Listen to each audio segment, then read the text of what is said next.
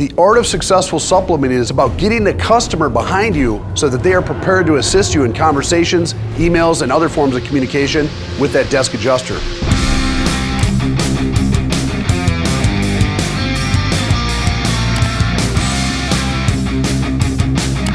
I would always recommend that owners, managers, and top sales producers learn the art of estimating and supplementing correctly. All leaders in this industry should understand this process and have the ability to train others.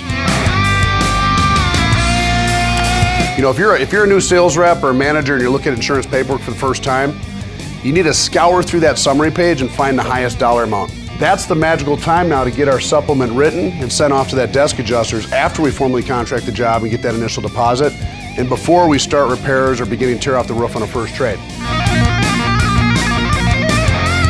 Okay, notice a lot of guys are sending in, they call in, hey, I want overhead and profit, here's my estimate, they fax in an estimate.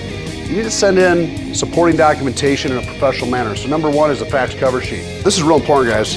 3 subcontractor bids, one for the paint, one for their AC, and one for the garage doors. You're presenting us before you even tear off that roof. You're acting as a general contractor already by getting these bids. How you send and present that supplement with supporting documentation, codes attached, and sub-bids, pre-sub-bids before you start the job is gonna improve your chances greatly to get that overhead and profit approved.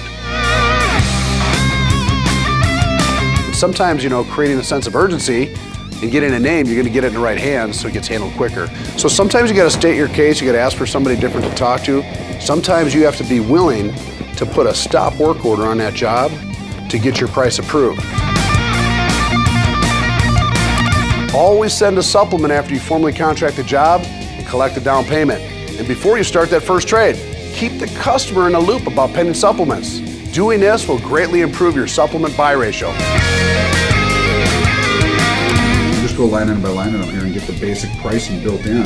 Okay. And then we'll go back and write in the linear feet and the square feet and all that good stuff for the components of the shop. 46.43 to remove, and then we got 535.38 to install that cedar. That's a heavy cedar shake. Of course, our roofing felt was cedar. That's our next line item. This 30-pound felt, not 15-pound.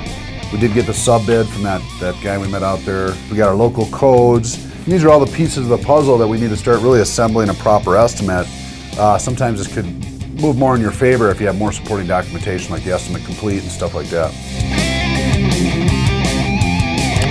Well, this is the way it's always been done, insurance industry standard, this is how we pay for this. Well, right. You know, after presenting the argument to them logically, saying, the labor burden with roofing labor is a lot higher than with general demolition, and the same people that be demoing a home or tearing stuff down aren't the same people that are up there 2, 3, 4 stories up.